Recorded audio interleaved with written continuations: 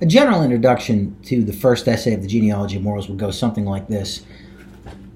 All there is will to power. The best way of explaining morality, not just Western morality, but all morality, and all human behavior for that matter, is power.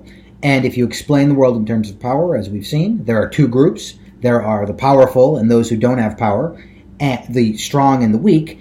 And values, ethical values, are created out of those two perspectives. Out of the perspective of weakness, out of the perspective of strength, you get values created, and out of the perspective of weakness, you get values created. And Nietzsche is going to say that the big difference, just on the surface, the way values get created out of strength, out of the perspective of strength, and out of the perspective of weakness, is people who create values out of strength have a more noble morality, and they see the world in terms of good and bad, that is, noble and sort of base or beneath them, good and bad, versus people who create values out of the perspective of weakness, see the world in terms of good and evil.